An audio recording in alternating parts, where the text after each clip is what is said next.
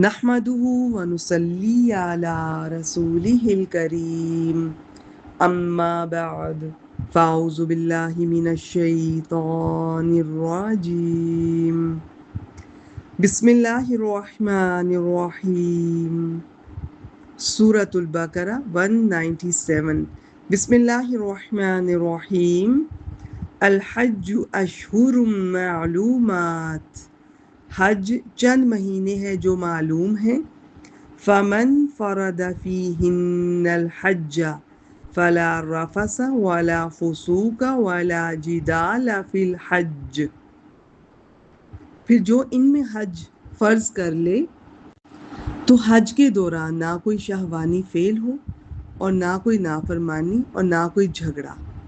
وما تفعلوا من خیر یعلمہ اللہ، اور تم نیکی میں سے جو بھی کرو گے اللہ اسے جان لے گا۔ وَتَزَوَّدُوا فَإِنَّ خَيْرَ الزَّادِ التَّقْوَىٰ، اور زاد راہ لے لو کہ بے شک زاد راہ کی سب سے بہتر خوبی کیا ہے؟ سوال سے بچنا ہے۔ یہاں پر بچنا سے مراد سوال سے بچنا ہے۔ وَاتَّقُونِ يَا أُولِي الْأَلْبَابِ، اور مجھ سے ڈرو اے عقلوں والو۔ عمرہ سال میں کسی وقت بھی کیا جا سکتا ہے مگر حج مقررہ وقت ہی میں کیا جا سکتا ہے۔ حضرت ابن عباس رضی اللہ تعالیٰ عنہما نے فرمایا، حج کے مہینے جو اللہ تعالیٰ نے ذکر فرمائے ہیں شوال، ذوالقعدہ، ذوالحجہ ہیں۔ صحیح بخاری 1572۔ اور ابن عمر رضی اللہ تعالیٰ عنہ نے فرمایا اس سے مراد شوال، ذوالقعدہ اور ذوالحجہ کے پہلے 10 دن ہیں۔ صحیح بخاری 1560۔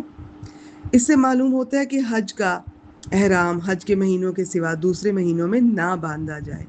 ابن عباس فرماتے ہیں سنت یہ ہے کہ حج کا احرام حج کے مہینوں میں ہی باندھا جائے۔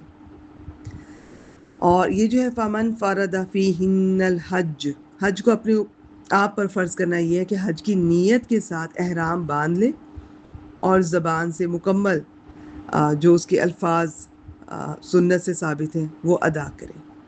آگے دیکھتے ہیں یہ رفث، اس میں کیا ہوتا ہے؟ شہوانی فعل، جسمانی تعلق بھی ہے اور وہ تمام چیزیں بھی اس میں شامل ہیں جو اس جسمانی تعلق کی طرف مائل کرنے والی ہوں۔ فسوق نافرمانی کا لفظ ہر گناہ کو شامل ہے اور جدال سے لڑائی جھگڑا مراد ہے۔